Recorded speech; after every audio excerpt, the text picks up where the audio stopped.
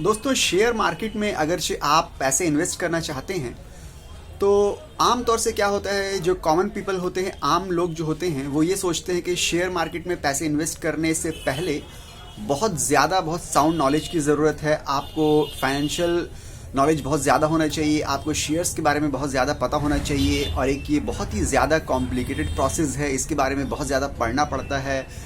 जो लोग एक्सपर्ट हैं वही लोग ये काम कर सकते हैं, आम लोगों के बस की बात नहीं है। ये आम तौर से ये एक परसेप्शन है, ये कॉमन पीपल आम तौर से ये सोचते हैं। इसीलिए आम लोग जो है, कॉमन जो ऑर्डिनरी पीपल है, वो क्या करते हैं, जो फाइनेंशियल इंस्टीट्यूट हैं या फाइनेंशियल एक्सपर्ट हैं, उनको अपने पैसे दे देते हैं कि भाई आप मेरे पैसे ले लीजिए, आप खुद कंपनी एनालाइज करिए और करने के बाद इन्वेस्ट करिए, और रिटर्न हमको थोड़ा बहुत जो भी आप बेस्ट हो सकता है वो रिटर्न हमको आप दे दीजिए।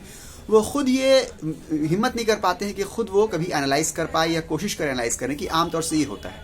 तो इस वीडियो में हम ये बताना चाहते हैं कि आप खुद से भी किसी भी स्टॉक को एनालाइज कर सकते हैं। ये बहुत मुश्किल काम नहीं ना, बहुत ज़्यादा टाइम टेकिंग भी नहीं ना, और बहुत ज़्यादा इसके लिए आपको नॉलेज, एक्सपर्टीज़ या बहुत ज़्यादा प्रियर आपको बुकिश नॉलेज या प्रैक्टिकल नॉलेज की बहुत ज़्यादा ज़रूरत नहीं है। आप ये बहुत ही आसानी से कुछ टाइम में भी आप कर सकते हैं, कुछ मिनट में भी आप किसी भी स्टॉक को एनालाइज कर सकते हैं।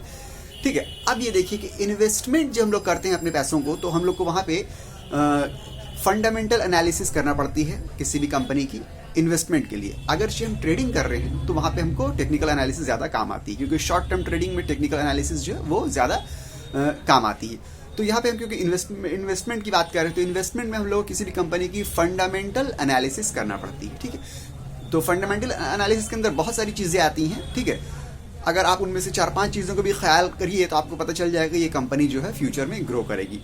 इन्वेस्टमेंट थोड़ा लॉन्ग टर्म के लिए होता है। ठीक है, तो आपको जिन जिन चीज़ों का ख्याल रखना चाहिए वो हम इस वीडियो में डिस्कस करेंगे। ठीक है, तो देखिए, सबसे पहले आपको कंपनी का प्रॉफिट देखना है कि जो कंपनी में आप इन्वेस्ट करना चाह रहे हैं। आपको पता है कि BSE भी जो है उसमें बॉम्बे स्टॉक एक्सचेंज में तकरीबन 5000 के आसपास कंपनी है, और जो NSE है उसमें जो है तकरीबन 1600 के आसपास कंपनी है। ठीक है, तो इन कंपनीज में से आपको बेस्ट कंपनी जो भी समझ में आए, जो भी लगे, आपको उसकी एक लिस्ट निकालना है।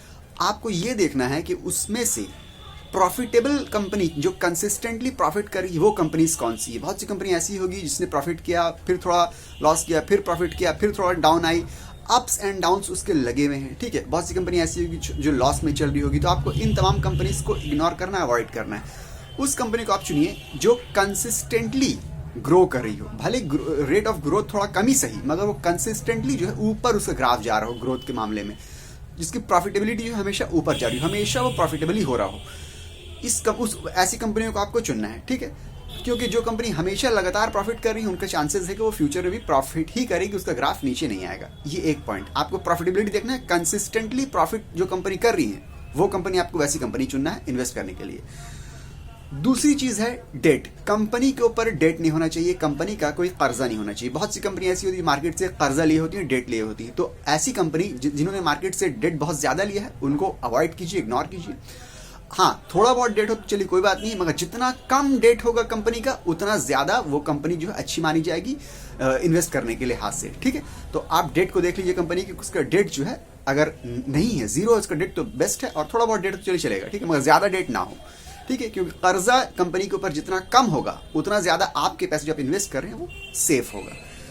ठीक है, अब तीसरी चीज जो आ रही है वो है रिटर्न ऑन इक्विटी। ठीक है, रिटर्न ऑन इक्विटी उसको बोलते हैं, इक्विटी मतलब होता है शेयर। शेयर होल्डर्स आप हो या हम लोग जो कंपनी से शेयर खरीदते हैं तो हम लोग उसके इक्विटी होल्डर बन गए। रिटर्न ऑन इक्विटी उसको बोलते हैं कि इक्विटी के पैसे में कंपनी कितना जो है रिटर्न ला रही है। मान लीजिए किसी कंपनी ने मार्केट से मान लीजिए 1 करोड़ का या 10 करोड़ का मान लीजिए शेयर उठाया, तो जो मार्केट से शेयर उठाया है उसने, यानी कि उस शेयर में मेरे पैसे हो सकते हैं, आपके पैसे हो सकते हैं, जो आम लोगों ने जो शेयर्स खरीद के पैसे जो दिए हैं उस कंपनी को, उस पैसे में कंपनी कितना रिटर्न ला रही है। ठीक, उसको बोलते हैं रिटर्न ऑन इक्विटी।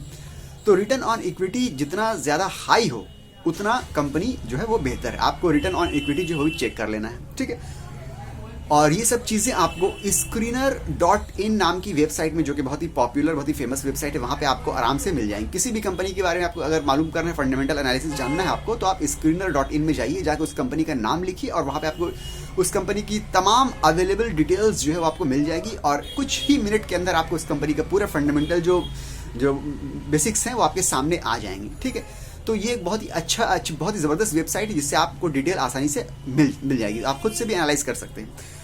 उसके बाद जो चीज़ है वो है मैनेजमेंट या कंपनी का ओनर या कंपनी का सीईओ जो कंपनी को रन जो करते हैं, वो जो है एथिकल होना चाहिए, वो ऑनेस्ट होना चाहिए, वो करप्ट नहीं होना चाहिए, वो उनका क्रिमिनल बैकग्राउंड नहीं होना चाहिए, किसी तरह उन्होंने स्कैम नहीं किया हो, ये सब चीज़ें भी देखी जाती हैं। ठीक है, क्योंकि बहुत टाइम अभी ऐसा देखा गया है कि जिस कंपनी के मैनेजमेंट जो है थोड़े करप्ट टाइप के थे, अगर कहा जाए तो गलत नहीं होगा, उस कंपनी की प्रॉफिटेबिलिटी बहुत ज़्यादा गिर गई और इस वजह से उसके शेयर प्राइस भी बहुत ज़्यादा गिर गया। तो आपको ये भी जानना और देखना ज़रूरी है कंपनी का जो ओनर है या मैनेजमेंट है वो जो है एथिकल टाइप के हों। ये भी आप अगेन गूगल में आप जाके टाइप कीजिए किसी भी कंपनी का नाम और उसके बाद स्कैम या फ्रॉड, ठीक है, या कोर्ट केसेस, ठीक है, इस तरह के वर्ड्स आप लगा दीजिए। मान लीजिए कोई कंपनी है, मान लीजिए सपोज कीजिए मिसाल के तौर पे विप्रो, आप विप्रो स्कैम्स ऐसा गूगल में टाइप कीजिए, या विप्रो फ्रॉड्स ऐसा टाइप कीजिए, या विप्रो कोर्ट केसेस, तो आपको विप्रो के जितने भी कोर्ट केसेस हो या स्कैम्स हो या फ्रॉड हो वो आपको गूगल जो है शो कर देगा। तो आपके पास आपके सामने आ जाएगा कि उसके कितने कोर्ट केसेस हैं, कोई है भी या नहीं है, कभी किसी इसने स्कैम किया भी है कि नहीं किया। अगर ऐसी कंपनी जिसमें कोई फ्रॉड या स्कैम या कोर्ट केसेस नहीं मिले, आपको नज़र नहीं आए, ठीक है, तो इसका मतलब ये है कि वो कंपनी जो है मैनेजमेंट उसका जो है एथिकल या ऑनेस्ट माना जा सकता है, तो उसमें आप इन्वेस्ट कर सकते हैं। उसके बाद जो एक चीज़ आती है वो है कॉम्पिटिटिव एडवांटेज। मान लीजिए कि आप किसी पर्टिकुलर सेक्टर में आपको इन्वेस्ट करना है, मान लीजिए कि आप किसी फार्मास्यूटिकल कंपनी में इन्वेस्ट करना चाह रहे हैं, आपने अपना माइंड बनाया हुआ है टेक्नोलॉजी की कंपनी में इन्वेस्ट करना चाह रहे हैं। तो मान लीजिए विप्रो है, वो भी एक टेक्नोलॉजी कंपनी है, ठीक है, मान लीजिए कि टीसीएस है, वो भी एक टेक्नोलॉजी कंपनी है। तो आप किस कंपनी में इन्वेस्ट कीजिए, दोनों टेक्नोलॉजी कंपनी है, या अगर मान लीजिए कि फार्मास्यूटिकल कंपनी है, बहुत सारी फार्मास्यूटिकल कंपनी है, तो आप कौन सी कंपनी में इन्वेस्ट करना बेहतर रहेगा? उस कंपनी में इन्वेस्ट करना बेहतर रहेगा जिस कंपनी में कुछ कॉम्पिटिटिव एडवांटेज है, मतलब कि वो कंपनी दूसरों से कुछ बेहतर कर रही हो, दूसरों से कुछ अलग हट के कर रही हो। इसके बारे में आपको उस कंपनी के अंदर डीप रिसर्च करना पड़ेगी ताकि आपको ये बात समझ में आए कि ये कंपनी किस तरह से परफॉर्म कर रही है, ठीक है, इसमें जो है दूसरों से हट के, दूसरों से अलग क्या खास बात है। क्योंकि जो कंपनी मतलब कि एकदम जनरल टाइप का काम कर रही है, वो उसके चांसेस है कि वो बहुत ज़्यादा आगे लॉन्ग टर्म में ना जाए। लॉन्ग टर्म में बहुत ज़्यादा आगे वही कंपनी जाएगी जो कुछ हट के कर रही है, कुछ डिफरेंट कर रही है, कुछ स्पेशल कर रही है। तो ये भी आप ध्यान में रखिए, ठीक है। ये कुछ चीज़ें थी जो आपको फंडामेंटल एनालिसिस करने में किसी भी कंपनी के शेयर्स का आपको हेल्प करेगी।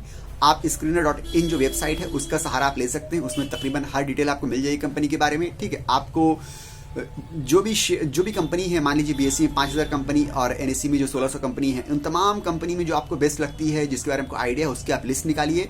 जो भी 20, 25, 50 जो भी है, उनमें आप जो है screener.in में जाइए, हर कंपनी का नाम टाइप कीजिए, आप पूरी डिटेल आपके सामने आ जाएगी। फिर आप उस डिटेल को कंपेयर करते रहिए, देखते रहिए कि कौन सी कंपनी बेहतर है इन्वेस्ट करना। इन सब चीज़ों का ख्याल रखिए कि प्रॉफिटेबल कंपनी होना चाहिए, प्रॉफिटेबिलिटी उसकी कंसिस्टेंटली होना चाहिए, डेट कंपनी में बहुत कम होना चाहिए, ना के बराबर होना चाहिए, ना हो तो और अच्छा है, और रिटर्न ऑन इक्विटी जो है वो कंपनी की बहुत अच्छी होना चाहिए, हाई होना चाहिए।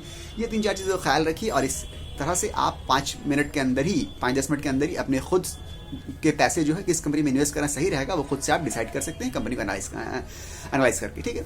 तो अगर ये वीडियो आपको अच्छी लगी तो लाइक कर दीजिए, चैनल को सब्सक्राइब कर दीजिए। मिलते हैं अगले वीडियो में, जब तक के लिए गुड बाय।